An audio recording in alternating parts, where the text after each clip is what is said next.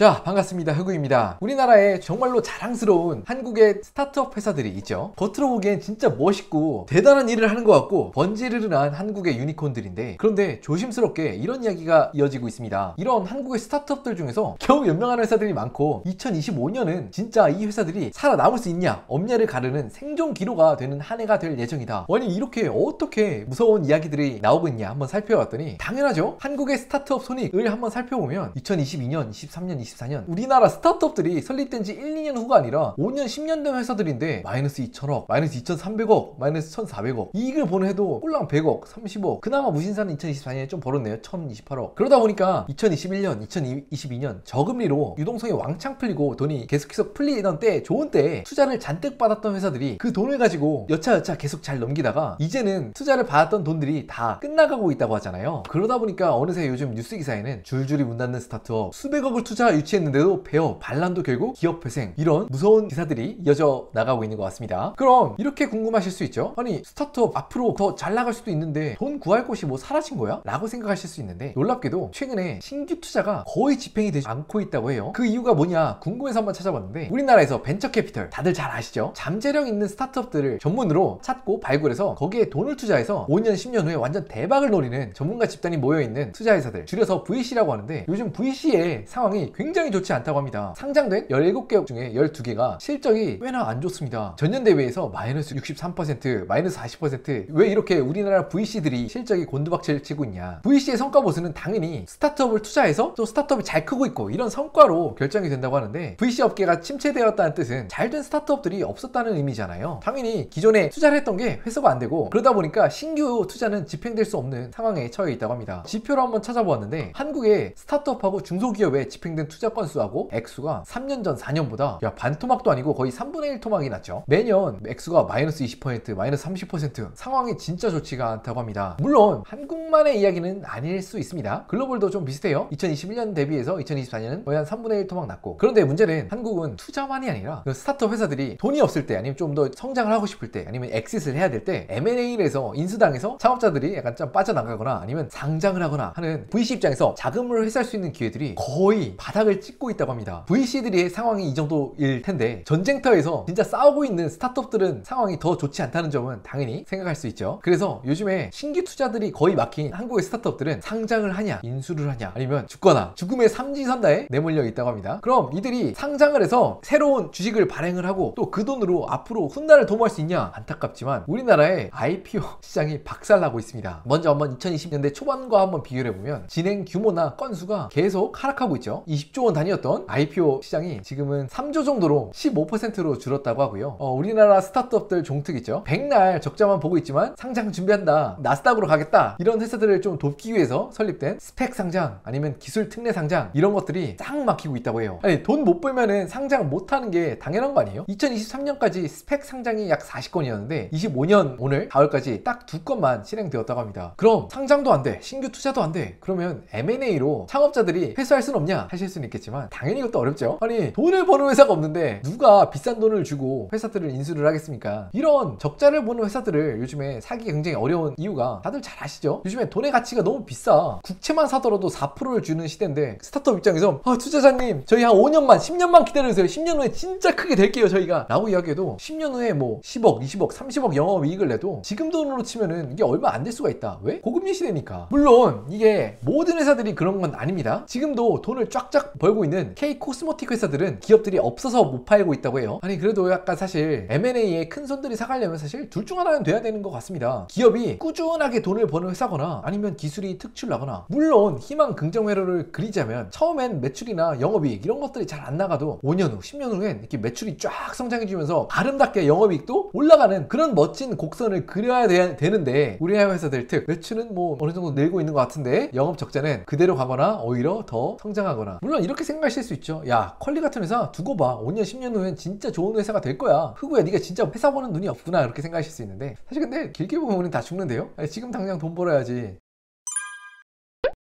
그런데 뭐 이렇게 생각하시는 분들도 계시죠. 컬리는 선녀다. 에비타상 흑자는커녕 아예 정말 바닥을 뚫고 말도 안 되는 영업 적자를 보고 자본 잠시까지 진행되고 있는 스타트업들 정말 많다. 근본적인 질문을 한번 던져보고 싶습니다. 진짜 한국 스타트업 씬에 진짜가 있긴 한가? 진짜 테크, 진짜 말도 안 되는 독자적인 기술력을 가진 회사다. 그런 회사들이 있나? 우리나라에서 좀 잘 된 회사를 좀 생각을 해보면 그냥 우리나라 안에서 기존에 있는 유통 구조를 조금 개선을 해서 그걸 좀 파일을 나눠먹기, 뺏어먹기 싸움으로 가는 스타트업들이 대부분 아닌가. 안타깝게도 그렇게 좀 생각을 해보고요. 그러다 보니까 저 혁신입니다, 타다, 로톡, 우리 서비스는 달라요, 아무리 그렇게 주장을 하면서 나와도 결국엔 기존에 있는 택시기사님들 아니면 기존에 있는 변호사님들 크게 반발을 하고 스타트업들이 크게 되기 어렵거나 가로막는 장벽이 되는 것 같기도 하고요. 만약에 진짜 밖에 나가서 돈을 벌 수 있는 그런 테크들이 있었다면 수출을 하고 해외 기업의 인수가 되고 그렇지 않았겠어요? 라는 생각을 하는데요. 물론 이렇게 이야기하면 이렇게 생각하실 수 있어요. 야, 흑우야, 어떻게 그렇게 얘기할 수 있어? 특출난 기술을 개발하고 상업화에 성공하는 기업들 다 죄다 미국에 있고 실리콘밸리에 있어. 한국의 스타트업들이 이 정도만 하는 것도 진짜 대단한 거야. 우리가 미국도 아닌데 그런 걸 어떻게 해? 라고 생각하실 수 있겠지만 이스라엘의 AI 스타트업들 매각 현황, 모빌아이 153억 달러, 하바나 랩스, 인텔에 또 3조 원에 매각이 됐고, 이스라엘처럼 작은 나라도 하는데 우리나라는 못할 게 뭐야? 밥그릇 구도 싸움으로 가다 보니까 우리나라 이런 회사들이 욕을 먹고 또 성장도 정체되고 하는 거라고 좀 생각하시는 분들도 많이 계시는데, 아니 그럼 약간 좀 답답한 마음에 제가 또 궁금해졌습니다. 한국 스타트업 중에서 독보적인 기술로 수출을 많이 하는 기업은 어디 없나? 라고 생각 좀 해봤는데 이게 진짜 찾기 어렵더라고요. 우리나라에서 신규 스타트업 중에서 굉장히 압도적으로 수출을 많이 하는 회사 일황, 옛날에 처음에 블루홀로 시작했던 크래프톤이 저는 떠올랐는데요. 야, 한국 게임 회사들 옛날부터 뭐 잘해왔던 거 아니었어? 라고 생각하실 수 있겠지만 크래프톤은 좀 달랐죠. 해외 패키지로 무려 8,500만 장을 팔았습니다. 그동안 한국 게임 회사들이 잘해봤자 남자들의 호주머니만 털기 바빴지 또 해외 진출에도 중국, 그나마 대만 정도 성공한 사례들은 좀 있었는데, 이렇게 크래프톤 배틀그라운드처럼 전 세계적으로 1억 장 가까운 패키지를 판 경우는 아예 없었죠. 영업이익 매출 구조를 한번 찾아보면 매출이 2.7조 원인데 영업이익이 1조 1천억이야. 그리고 더 놀랍게도 해외 매출 비중이 무려 전체 매출의 94%라고 합니다. 아직도 인도, 중국 이런 등지에서 모바일 배그가 그렇게 인기라고 해요. IP가 하나에 불과했지만 2003년 1분기 5천억, 잠깐 2분기 부진했지만 5,300억, 6,600억, 7,700억 꾸준하게 성장을 하고 있고요. 여러분, 이 정도면 진짜 대단한 수출 기업 아닙니까? 그럼 수출 1황은 크래프톤이었다고 하면 기술 스타트업 1황은 혹시 어느 회사라고 생각을 하시나요? 아니, 우리나라에 진짜 기술을 진짜 가져서 해외에 팔고 막 이런 회사들이 진짜 찾기 어렵고 없더라고요. 그래서 제가 그나마 좀 찾아보니까 최근에 이슈가 많이 되는 회사가 있죠. 리벨리온이라는 회사입니다. 들어보셨나요? 무려 설립이 5년이 채 안 됐다고 하는데 기업 가치가 9천억 원을 인정받고 있다고 해요. 와, 거의 1조 원이네. 뭐 하는 회사냐 좀 궁금해서 찾아봤는데 요즘에 그래픽카드 비싸다, 구할 수가 없다 라고 이야기가 많아서 기존에 한정된 GPU 자원으로 월등히 높은 뭐 AI 학습 이런 것들을 해내게 도와주는 AI 소프트웨어라고 해요. 그래서 한번 궁금해서 한번 찾아봤는데 누적 투자액이 3천억이나 받고 있다고 합니다. 언론사에서 보도가 된 게 우리나라의 뭐 AI 스타트업 중에서 처음으로 아람코까지 투자를 받은 회사라고 하는데, 미국에 진짜 유명한 세카이어 VC 막 이런 데만 투자 한번 받았어도 야, 진짜 유망하구나 결감할 수가 있을 것 같은데, 전 세계적으로 인정받을 수 있는 그런 기술 만들어낼 수 있을지 조금 의구심이 드는 게 사실이긴 해요. 물론 잘 되셔야겠지만 다들 아시다시피 우리나라는 반도체 정밀하게 막 또 정확하게 조립을 하는 거 이런 거 진짜 잘 하는데 소프트웨어엔 진짜 약해왔어요. 우리나라 사람들이 새로운 걸 개발하는 것도 못하고 있는 소프트웨어 보는 눈도 없어. 안타깝지만 그죠? 그 이유 다들 잘 아시는 것처럼 안드로이드 인수가 삼성한테 기회가 있었죠. 2003년 10월에 자신의 회사를 팔려고 삼성을 찾아왔다. 한국에서 거절당한 안드로이드는 2주 뒤에 구글에 567억에 인수가 됐다. 결국 그 OS는 모바일 OS계의 최강자가 된다. 그 이후에 안드로이드를 거절하고 출시한 게 삼성은 바다 OS다. 그렇기 때문에 지금까지 안타까운 역사가 있었던 것은 사실이지만, 물론 지금까지 못했다고 앞으로도 못할 보장이 있겠습니까? 주어진 GPU 자원으로 월등히 높은 효율을 낼 수 있는 AI 소프트웨어 개발사 리벨리온, 앞으로 꼭 성장할 수 있길 바라겠습니다.